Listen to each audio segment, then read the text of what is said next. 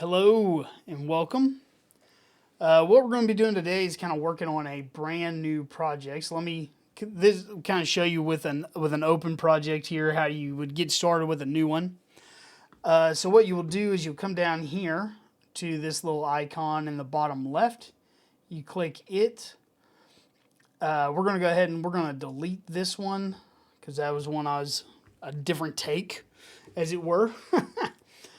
So then what we're going to do is we're going to click this little plus icon here. That will create us a new project. And I'm going to name this, we're going to name this YouTube Tut. Okay. Now what I like to do is I just keep this the default, which is based on the first clip added. I usually do all of my travel videos and my drone footage in 24 frames a second. But, you know, we're just going to keep it like this. If you know it and you have something specific you want to do, you can definitely change this. You have a bunch of different options here. The general ones are like 59.94, 60, 30, 29.97, and then 24 and 23.96. I usually shoot everything for my cinematic videos and my drone footage in 24. I don't really use 30. And then vlog stuff that I shoot on the GoPro and that kind of thing is usually done at 60. Just for my videos, I like the cinematic look that 24 frames a second can give me. And so I use that. So what we're going to do is we're going to click the little plus. That'll create our timeline. And then we're going to just throw in a couple of clips. If you click on it, this will bring up, you know, a preview, and then you can select your in and out points. You can, you know, adjust this. This is already here because I used this previously in a video. So we're going to adjust this just a little bit, and then we're going to add it to the timeline. And we'll go ahead and we'll do one of these. I don't remember what this one is. Oh, this is my like circle video. Yeah, I really like these little quick shots that the Mavic Mini will do. So we're going to bring this in a little bit. We'll bring the out. No, that's not what I'm doing. Oh, let's expand this out. Get us a little more square footage here. So we'll bring the endpoint.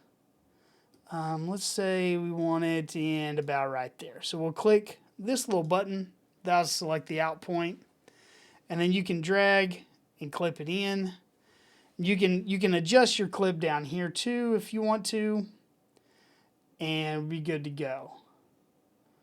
So we're just going to kind of bring it there. Scroll along. You can see your full timeline here. And then let's go ahead and let's select one more. Okay, and we're just going to use that the way it is. You bring that down to your timeline. Now, I did a kind of an overview video a couple weeks ago, and this touches on some of the same stuff, but we're going to be working. We're going to be doing a little bit of like color correction and that kind of thing. So let's say you've got all your clips in. My thought process on this is I organize all my clips. I get all of the footage that I want in the order that I want. I stack it. I add some titles. I do all that. So, and then I do my color correction. I usually do it at the end. I don't know if that's the way you're supposed to do it. I know there's some practices and, you know, what have you for, you know, editing techniques and all that. That's just the way I do it. So what we're going to do is we're going to come over here. We're going to click on that.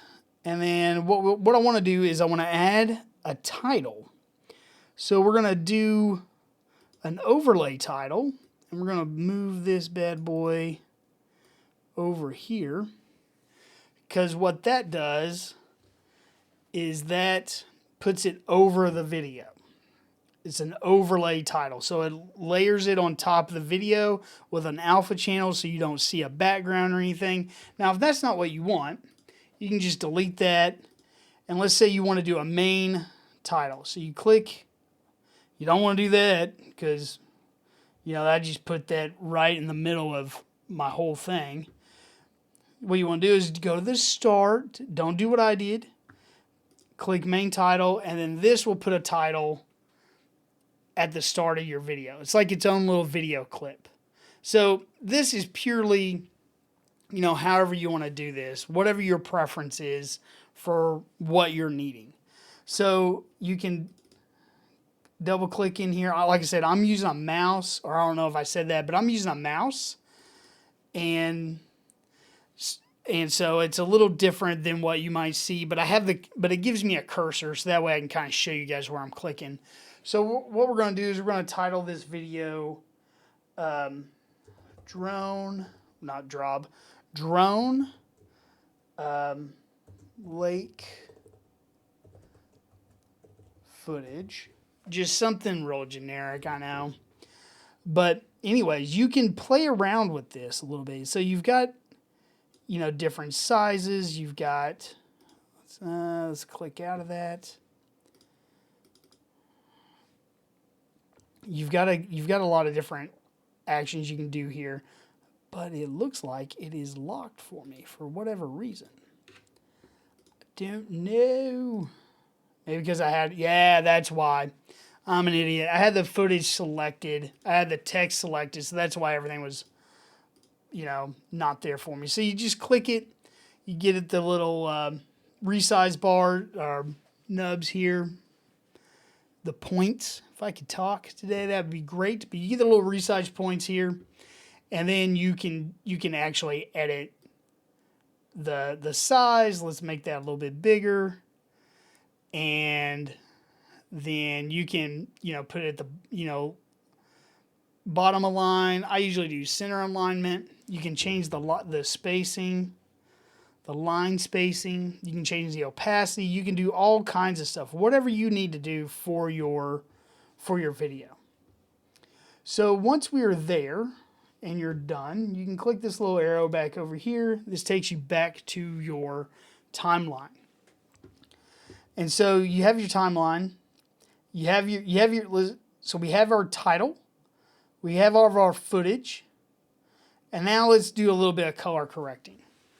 So in the same way that we double clicked on the title, you can double tap, or you can click if you're not using the mouse. And I'll try to remember to go forward without using the mouse. You click this little button right here. This is kind of a quick way to get to movement and transitions and effects and all the stuff kind of quickly. These are your favorites. Click the little pencil. This will bring up some scopes and your coloring. So you have a bunch of different options to start with. These are just presets that you can then move forward. So I usually click on the original. I like to start with the original if I'm not doing anything really stylized to, you know, start my color correction. So you can change your levels. You can bring down the highlights, which we're going to do a little bit. You can bring up the shadows if you need to, but you got to kind of worry about that. What you got to watch is right here where the trees are. You can see how it's getting really pixelated. You kind of want to watch that. And that's going to depend on how good of a sensor is in your camera. So the bigger the sensor, the bigger the pixels, the better detail you're going to have in the shadows, in the highlights. And also it's going to depend on the file format. The drone I have is you know, it captures video in, I believe it's MPEG 4, which, you know, is pretty compressed. Some of your higher end drones will shoot in formats that are a lot less compressed, so you have more information in those highlights and in those shadows. You have more data to play with.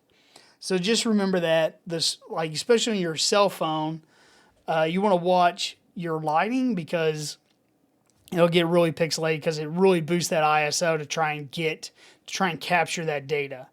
So if there's not a lot of data there, you're going to get a lot of pixelation. So just remember that when you're capturing your photos or recording your video, especially on phones and the smaller sensor drones, you're not going to have as much data there to really play with.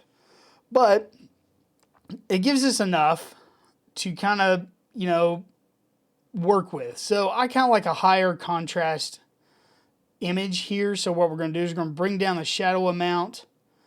We'll bring down the highlight amount. So we get a nice little contrasty video. You can kind of see this clip as it comes through. Okay. And then I want to do a little bit of color grading here. So not much. We're going to make it a little, bring in some yellows, bring up the reds. That'll kind of give you a little bit more of a warmer tone, since this was shot at sunrise, want a little bit more of a warmer tone to this footage. So let's say we're done, and we'll go back here.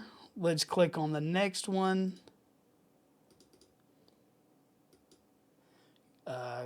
Please let me click on the next one. We'll do that. Click the little pencil to edit. So this is my handsome mug right here. And let's say I want to start with one of these. So this is one of those color presets that you can choose, and it kind of just grades your footage, adds a little bit of a color shift. It's a little too red for me, so I'm going to bump that up a little bit. And you can change the hue. You can go all kinds of crazy. But, this looks a lot better to me. It looks a little bit more natural. There's a little bit of overdrive in the greens here. But if we bring it up, you can really see the hue of the green. Nah, it's a little too much. So we'll bring this back down. And we'll just put this back. But then you can definitely play around with this and get all kinds of different looks to your footage. So let's pause it right there. I'm kind of walking somberly off in the field. It's a really cinematic look. But it's too bright. No, I'm just kidding. I usually like to do a little bit brighter and then bring down the shadows a little bit, bring down the highlights, give me some contrast. And you can also use this contrast slider if you want. You can definitely do that. So like I said, it all kind of depends on what your workflow is and kind of how you like to edit. But for this case, this is going to work for us. So what we're going to do is we're going to go ahead and come back. So I have the colors.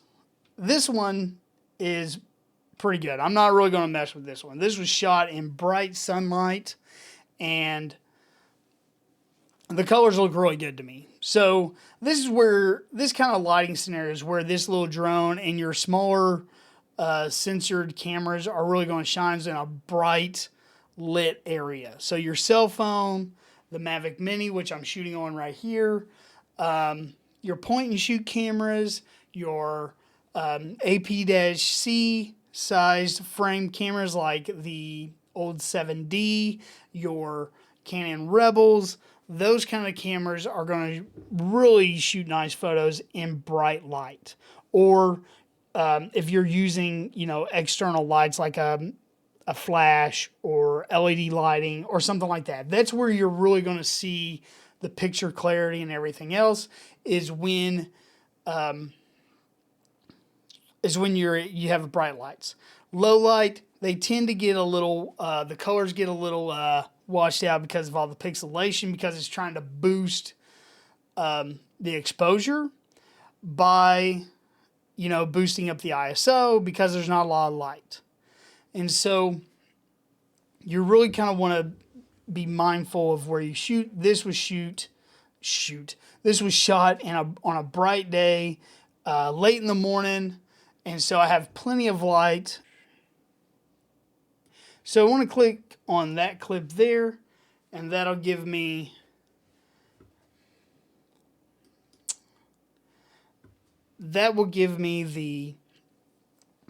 bring up the color.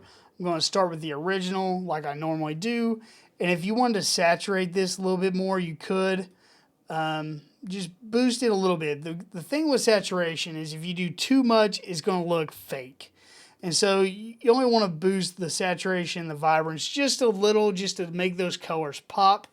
I personally don't like an oversaturated photo. You see a lot of people do that, especially when they're first starting out in photography. They will boost the heck out of the saturation to really make the colors pop. And I personally, that's not a big fan of that look. I like a more natural look, or I like the high key, low key stuff. And maybe we'll do some videos on editing some photos doing those kind of styles. But in this video, that's as far as we're going to talk about on that. So anyways, so we have our footage, and then we need to add a couple of transitions. So you want to come down here to about the midpoint, click the plus, and I'm not quite there, am I? So let's move over. Okay, so there's that. Throw in a transition, and that will then transition between these two. Nice little crossfade. It's what I always like. Now, if you want to change this, again, you can just select it. You can then click here on the little favorites. These are the variety. You can do a bunch of different transitions, wipes, all kinds of stuff. One kind of fun one is the little starburst. So let's scroll back a little bit and we'll hit play. It's like, hello, I am here. But, you know, for a lot of my projects, I tend to just do a cross dissolve, especially if I'm doing cinematic stuff, or I do just a regular cut. I don't use a lot of fancy transitions when I'm actually editing my videos. I might do one on the intro or the outro, depending on what style of video we're going for. If it's like a tutorial or something like that, like we're doing today. On the intro, I might do something a little bit more, you know, impressive or a little bit more flashy. But for the clips, I tend to just use a nice cross dissolve and call it good. And I really like to do that with titles and whatnot. So that way you get a nice little, nice smooth transition between your two pieces of footage. So we have the drone lake footage title, click play, and boom. And I'm using a Magic Keyboard too, so I can hit space to start and pause the video. I'm used to using a keyboard and a mouse when I'm editing this stuff. But you can do the same thing. Just scroll over, click the play button. It'll play your footage. So you have your videos, your video clips all put in. You have, or laid out in your timeline in the order that you want. You've color corrected or changed the colors, added a little bit of stuff, a little flourish, you know. And then we've added a title, and we've also added some transitions. So let's say your masterpiece is now done. What do you do now? Well, now you got to share it with the world, right?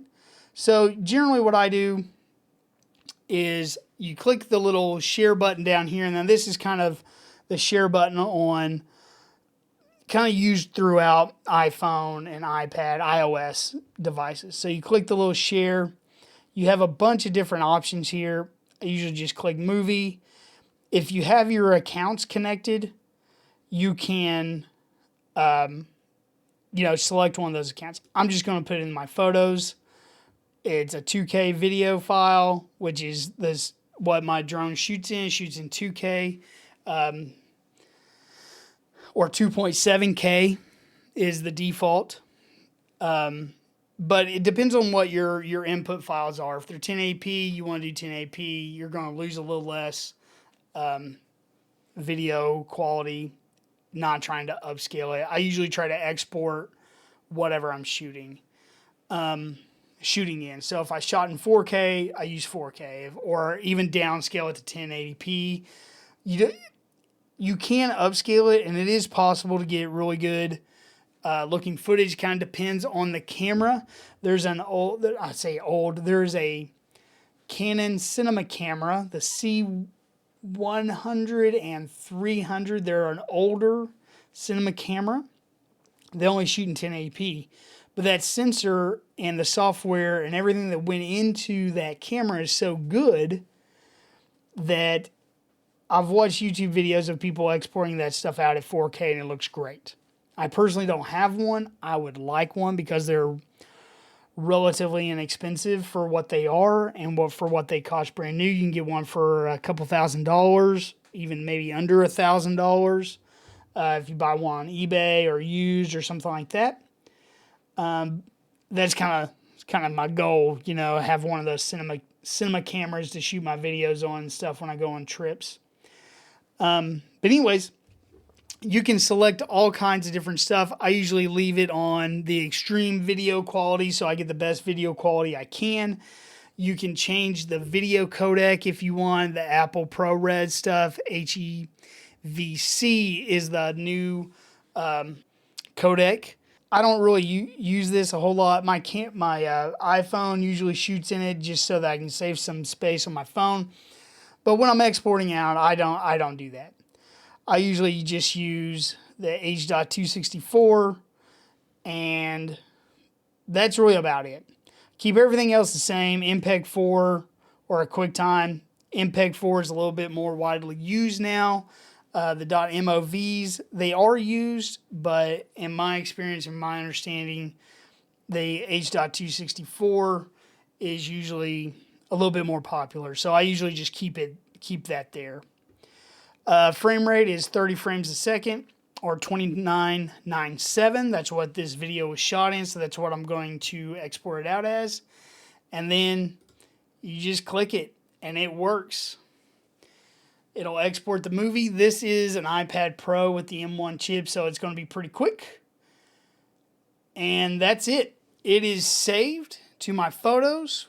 That is it, y'all. That is how easy it is to fully edit a video inside of LumaFusion. Now, you can get way more fancy.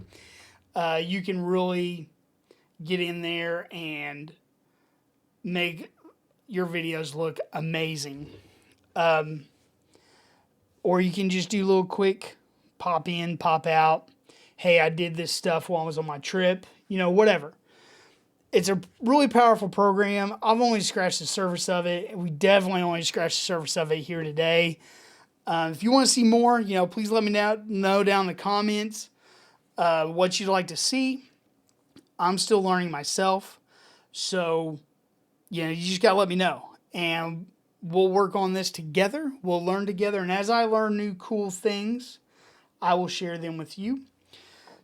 So if you want to see more of these videos, if you want to see the other stuff that I've worked on, you know, please consider subscribing to the channel.